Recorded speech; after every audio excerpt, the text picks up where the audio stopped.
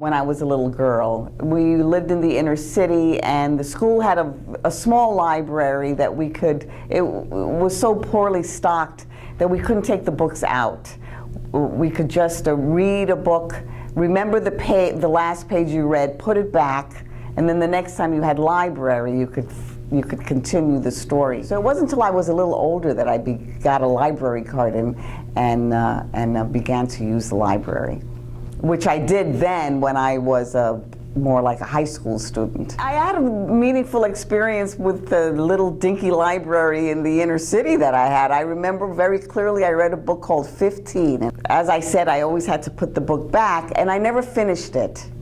And I grew up, and I sent my daughter to a fancy private school that had a gorgeous library, and I asked that librarian if she ever heard of a book called 15.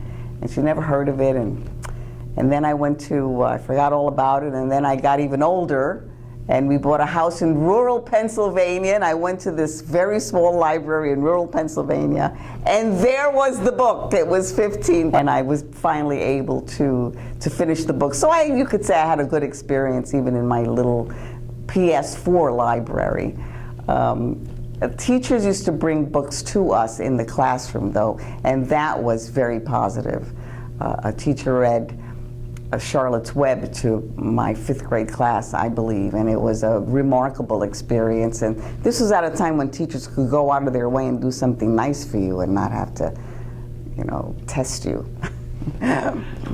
By the way, how was the book? Was it worth the wait? It was. It was worth waiting 25 years to find out what was going to happen to this little girl. Yes, I use it today. Actually, I just did a reading at the Wyckoff Library in Bergen County with a group called, if you're aware of Selected Shorts on NPR, I work with that group on occasion and host their live performances sometimes. And once a year we go to a library in Bergen County, and this year was at the Wyckoff Library, and it's a great use. I mean, we were sold out.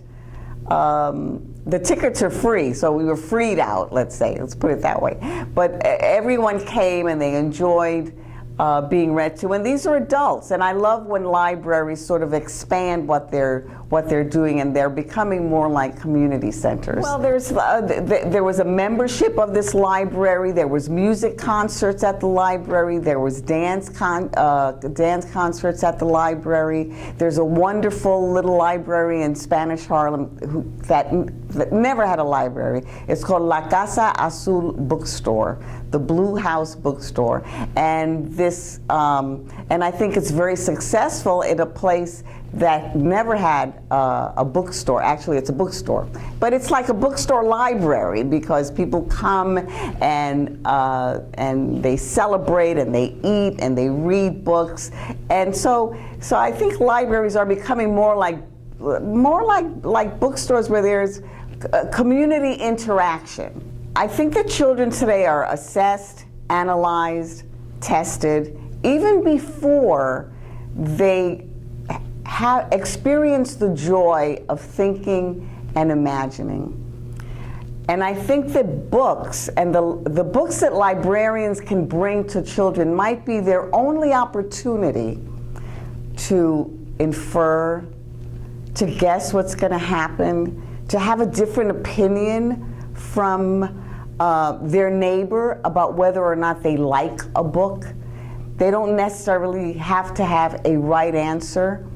I think that for a country based on individuals and thinking outside the box, we're making children think in the box. It's like, I feel we're expecting children to learn the same thing at the same time, not a month later or a month before their neighbor. So it's we're compartmentalizing them somehow. And I think that more than ever, librarians and the books that they can bring to them is their only opportunity to just let their imaginations go and grow and come up with ideas that obviously adults haven't.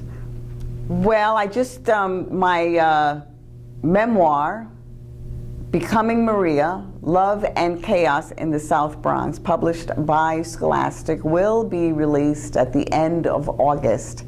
And I'm very excited about that. It's the story of my childhood up until getting on Sesame Street.